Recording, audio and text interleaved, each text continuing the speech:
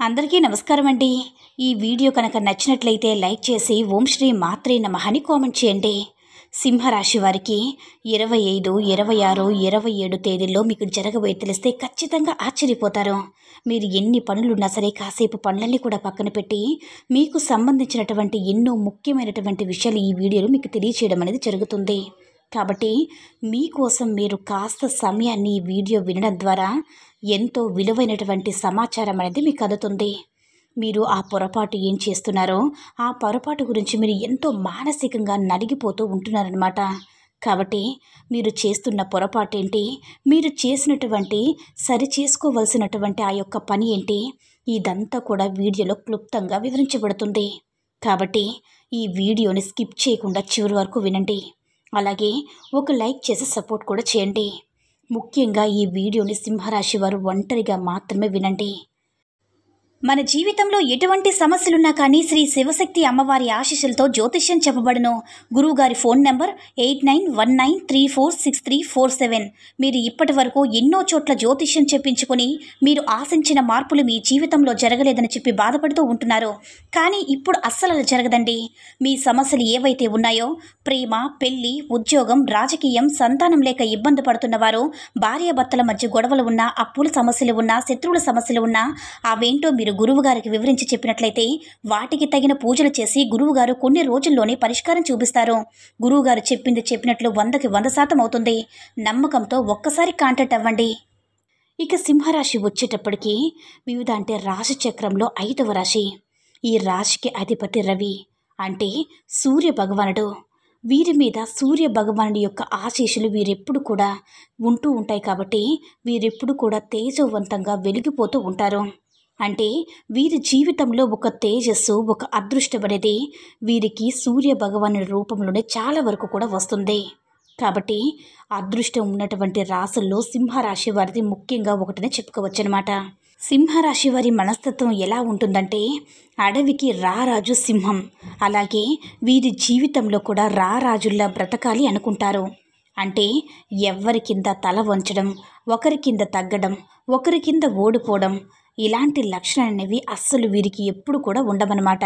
వీరికి పుట్టుకతోటే నాయకత్వ లక్షణాలు వహించడం అనేది వీరికి లక్షణంగా వస్తుంది. జ్యోతిష్య శాస్త్రంలో ముఖ నక్షత్రంలోని 4 పాదాలు, పుబ్బ నక్షత్రంలోని 4 పాదాలు, ఉత్తర నక్షత్రంలోని మొదటి పాదంలో జన్మించినటువంటి వారు ఈ సింహరాశి వారి కిందకి వస్తారు. వీరి జీవితంలో చిన్న వయసు నుంచి కూడా ఎన్నో రకాలైనటువంటి ఒడిదుడుకులు, ఎన్నో రకాలైనటువంటి బాధలు పడి లేచినటువంటి వ్యక్తులుగా ఈ సింహరాశి వారిని చెప్పుకోవచ్చు. వీరు పడ్డటువంటి ప్రతి బాధ కూడా వీరికి ఒక అనుభవంగా మారి ఒక గుణపాఠంగా మారాయి. అవన్నీ కూడా సమస్యలను, కష్టాలను వీరు మెట్లుగా మరుచుకుని పైకి ఎదగడానికి ఎంతగానో ఉపయోగించుకుంటున్నారు. అయితే మీకు ఆ సమస్యలు సృష్టించినటువంటి మనుషులే కారణమయ్యారని చెప్పుకోవడంలో ఎటువంటి సందేహం కూడా లేదు. ఇవాల్టి రోజు ఒక స్థాయిలో ఉన్నారంటే దానికి కారణం కూడా జనం నేర్పినటువంటి గుణపాఠాలే. వారి వల్ల ఏంటంటే వీరి జీవిత గమనమే మారిపోయిందనమాట. వీరి జీవితంలో గొప్ప నిర్ణయాలు తీసుకోవడానికి ఇవాల్టి రోజున ఈ స్థాయిలో వారు ఆలోచించగలుగుతున్నారంటే ముఖ్యంగా నేర్పినటువంటి పాఠాల కన్నా ప్రజలు వారి చుట్టూతా ఉన్నటువంటి జనం నేర్పినటువంటి గుణపాఠాలే వీరికి ఎక్కువగా ఉన్నాయని చెప్పుకోవచ్చు. ఎందుకంటే వీరు కష్టకాలంలో ఉన్నప్పుడు వీరికి సహాయం చేసిన వారి సంఖ్య చాలా తక్కువ. అందరినీ కూడా ఎంతో స్వచ్ఛమైనటువంటి మనసుతో నిర్మలంగా ప్రేమించేటటువంటి మనసు వీరిది. కానీ ఎదుటివారి దగ్గర మాత్రం ఎప్పుడు కూడా అసూయ, ద్వేషాలు మాత్రమే కనిపించాయి. అతి కష్టాన్ని కూడా వీరిని ఎవరైతే చిన్న చూపు చూశారో, ఎవరైతే అవమానించారో, ఎవరైతే ఏ తప్పు చేయకపోయినా సరే వీరి మీద నిందలు వేశారో, అలాగే అన్నిటికీ మించి ఎవరైతే నమ్మక ద్రోహం చేశారో, ఇలాంటివన్నీ కూడా వారు చిన్నప్పటి నుంచి ఎలా అయితే పెరుగుతూ వస్తున్నారో అలాంటివన్నిట్లో కూడా అవగాహన అనేది మీరు తెలుసుకున్నారనమాట. కాబట్టి చాలా వరకు కూడా జీవితంలో ఎంతవరకు కూడా మనుషులను అసలు ఎలా ఉంచాలి ఏంటనేది ఒక గ్రిప్ అనేది వీళ్ళు నేర్చుకున్నారని చెప్పుకోవచ్చు. కానీ వీరికి అయినటువంటి తీవ్ర గాయాలు ఎన్నో రకాలుగా ఉన్నాయన్నమాట. ఒంటరితనంగా ఎవ్వరూ సపోర్ట్ లేకుండా వారిలో వారి కుమిలిపోయేటటువంటి సందర్భాలు కూడా ఉన్నాయి.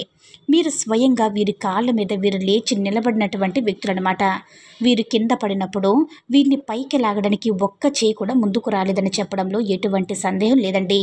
అలాగా చాలా వరకు కూడా ఎవరైనా మాకు సహాయం చేస్తారా, ఎవరైనా సహాయం చేస్తే బాగున్ను అని ఎదురు చూసి వీరి యొక్క గుండె అలసిపోయిందని చెప్పుకోవచ్చనమాట.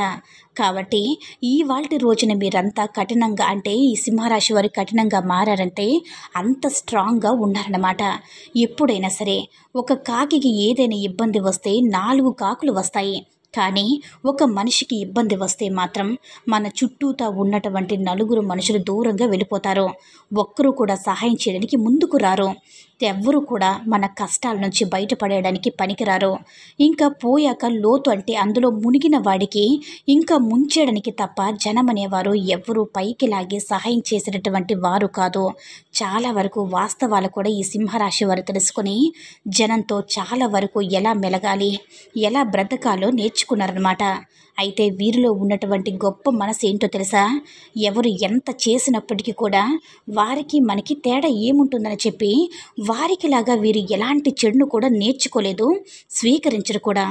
వీరికి ఒక మాట కానివ్వండి, వీరి ఎదురుగా ఎవరైనా ఇబ్బంది పడితే మాత్రం అస్సలు తట్టుకోలేరు. వెంటనే చలిస్తారు. వారికి చేతనైనటువంటి సహాయం చేయడానికి ముందుగా ఉంటారన్నమాట. వీరికి అవే దీవెనలుగా మారి ఈ మాత్రమైనా సక్సెస్లో ఉన్నారు అంటే వీరికి ఉన్నటువంటి మంచి మనస్తత్వం అని చెప్పుకోవచ్చు. ఎందుకంటే మంచి వారిలో మనం మంచిని నేర్చుకోవచ్చు, కానీ చెడ్డవారిలో ఎప్పుడు కూడా చెడు నేర్చుకోకూడదండి. అది వీరు గట్టిగా నమ్ముతూ ఉంటారన్నమాట. అయితే వీరిని ఇబ్బంది పెట్టిన వారికి కూడా వీరు క్షమిస్తారా అంటే అది పూర్తిగా వారి వ్యక్తిగతంగా ఉంటుంది. ఎవరైతే ఇబ్బంది పెట్టి వీరిని బాధల పాలు చేశారో వారినైతే మాత్రం మీరు ఖచ్చితంగా క్షమించరని చెప్పుకోవాలి.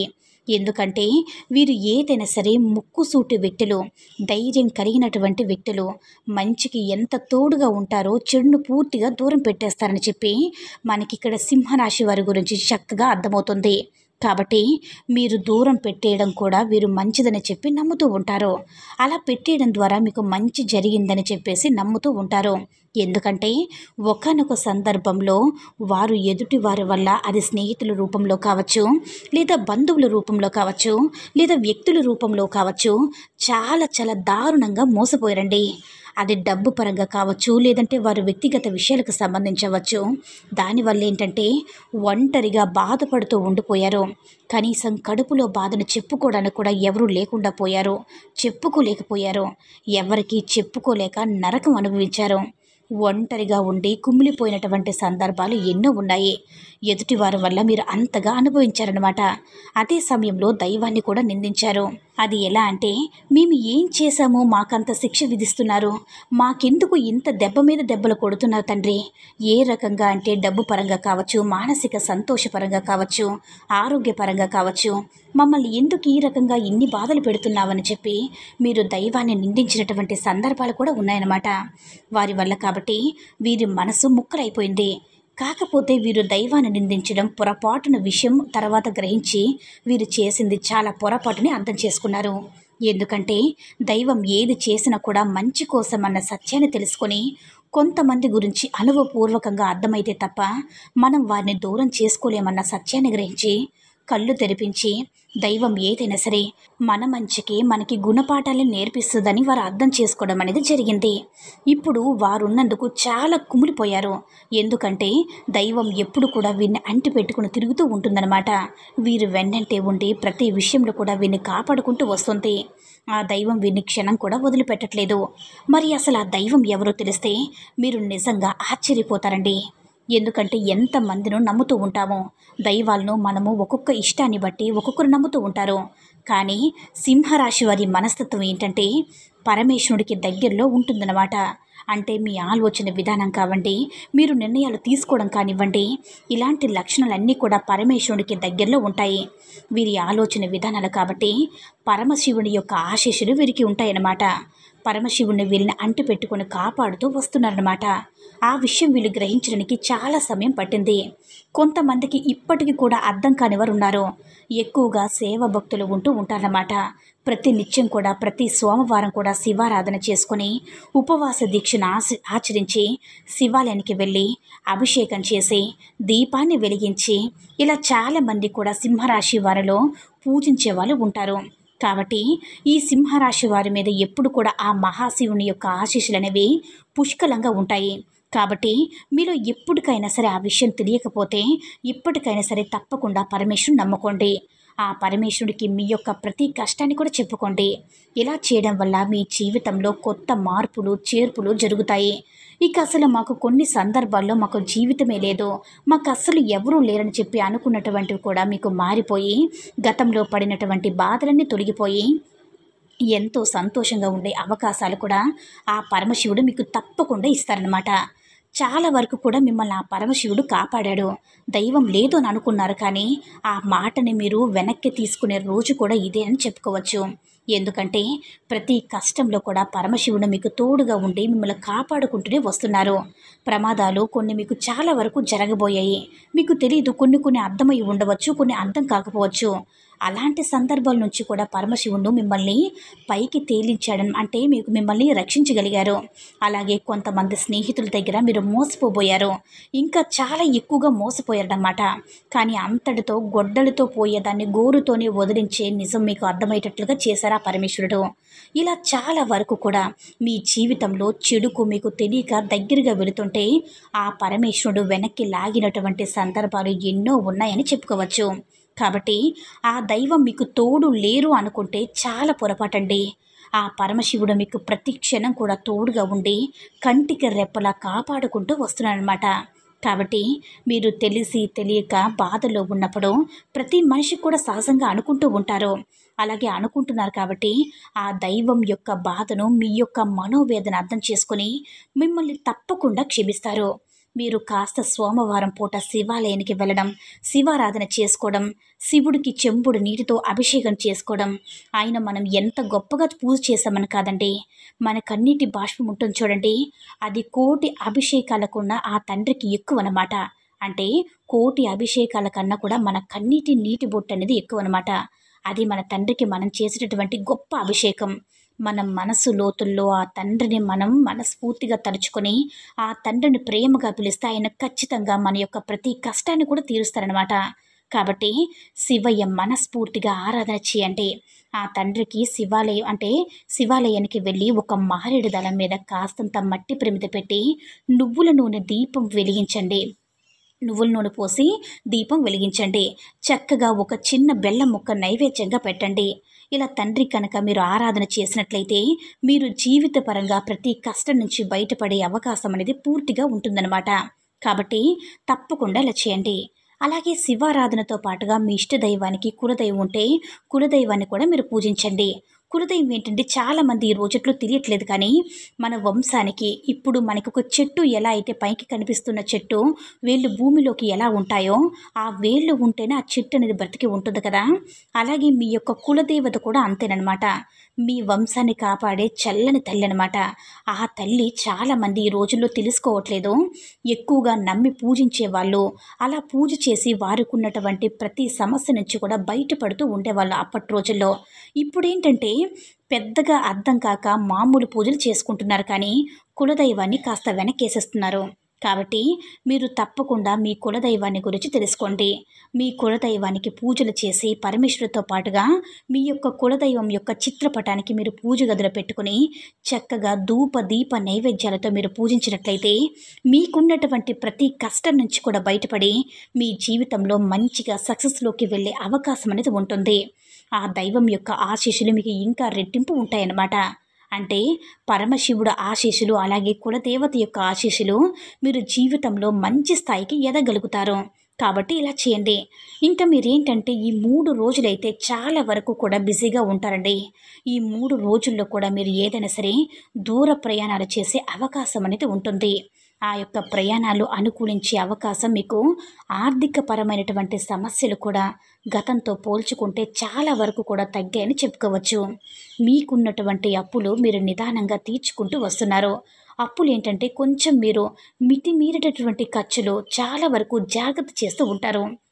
కాకపోతే ఒక్కొక్కసారి ఏంటంటే మన చేతుల్లో పరిస్థితులు ఉండవు కదా! అలాంటప్పుడు ఏంటంటే అమాంతం ఖర్చులనేవి వచ్చి మీద పడుతూ ఉంటాయి. అలాంటి వాటి వల్ల ఒక్కొక్కసారి ఇబ్బందులు వస్తూ ఉంటాయి. అయితే ఇంకా డబ్బు విషయంలో మీరు ఇంకాస్త జాగ్రత్తగా ఉండండి. మీరు చేసేటటువంటి పనిలో ఇప్పుడు మీరు పడేటటువంటి కష్టంతో పాటు ఇంకొంచెం గట్టిగా కష్టపడండి. ఇంకొంచెం గట్టిగా కష్టపడితే త్వరలోనే మీరు నిలదొక్కుకుంటారు. మీరు సెటిల్ అయిపోతారన్నమాట. మీరు కొంచెం నూతనంగా గృహ నిర్మాణాలు చేసే అవకాశాలు కూడా ఉన్నాయి. కొత్తగా గృహం కట్టుకునే ఆలోచనలు లేదా ఒక అపార్ట్మెంట్ తీసుకునే ఆలోచనలు ఇలాంటివి కూడా దగ్గరగానే ఉన్నాయి. అంటే మీరు సొంతంగా మీరు మీ కష్టార్జితంతోటి ఒక స్థిరాస్తి అనేది కొనుగోలు చేయబోతున్నారు. కాబట్టి మీకైతే ఇది తప్పకుండా జరగబోతుంది. ఆ విషయంలో మీ గురించి మీరు కాస్త సంతోషపడడం అనేది జరుగుతుంది.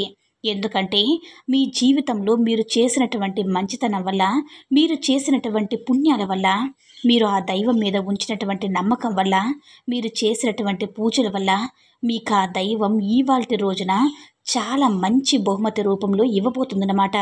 అది చూసి మీరు చాలా సంతోషపడిపోతారు. అలాగే భార్యాభర్తల మధ్య కూడా అన్యోన్యత బాగుంటుంది. కుటుంబంలో ప్రేమాభిమానాలు పెరుగుతూ ఉంటాయి. ఇంకా వీరిలో విద్యార్థులు చాలా బాగుంటారండి. మంచి పోటీగా చదివి మీకు అనుకున్నటువంటి స్థాయికి మంచిగా ఎదుగుతారనమాట. అలాగే బిడ్డలను చూసి కుటుంబంలో తల్లిదండ్రులు కూడా చాలా సంతోషపడే అవకాశం ఉంటుంది.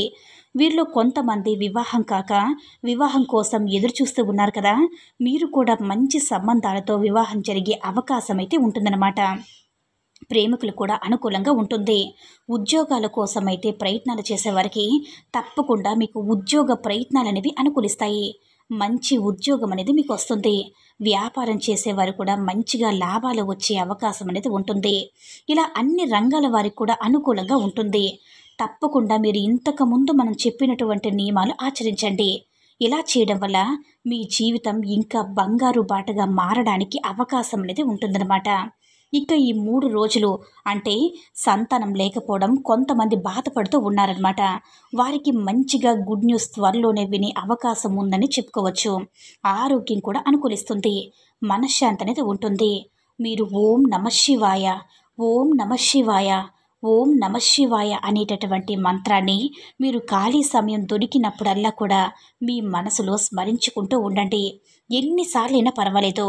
మీ శక్తికి తగ్గట్లుగా అలా చెప్పుకోవడం వల్ల మీరు ఎంత మనశ్శాంతిగా ఉంటారో అలాగే మీకు బాగా కలిసి వస్తుంది. ఇలా మీరు చేసే ప్రతి పనిలో కూడా కలుసుబాటుగా ఉంటుందని చెప్పుకోవచ్చు. ముఖ్యంగా ఈ సింహరాశి వారికి 3 రోజులు కూడా మీకు జరిగేటటువంటి గొప్ప విషయాలైతే ఇవ్వండి. మీకు ఈ విషయాలన్నీ కూడా అర్థమైందని నేను అనుకుంటున్నాను. ఈ వీడియో మీకు నచ్చిందని అనుకుంటున్నాను. నచ్చితే ఒక చిన్న లైక్ చేసి సపోర్ట్ చేయండి. మీరు లైక్ చేయడం వల్ల ఆ పరమశివుని యొక్క ఆశీస్సులు అలాగే మీ కులదైవం యొక్క ఆశీస్సులు కూడా మీకు ఉండి ఎప్పుడు కూడా మీరు సంతోషంగా ఉంటారన్నమాట. ఎందుకంటే మనం చేసేటటువంటి ఒక మంచి ఎదుటి వారికి కూడా ఉపయోగపడిందంటే అది మనకి ఏదో ఒక రూపంలో మంచి ఫలితంగా మారుతూ ఉంటుంది. కాబట్టి ఒక లైక్ ఇచ్చి మీకు తెలిసిన మిత్రులు కూడా షేర్ చేసి వారికి కూడా ఎంతగానో హెల్ప్ అవుతుందన్నమాట. కాబట్టి ఈ వీడియో కనుక నచ్చినట్లయితే లైక్ చేసి షేర్ చేయండి. మరిన్ని వీడియోస్ కోసం మన ఛానల్ని సబ్స్క్రైబ్ చేసుకుని మాకు కొంచెం సపోర్ట్ చేయండి. ధన్యవాదములు.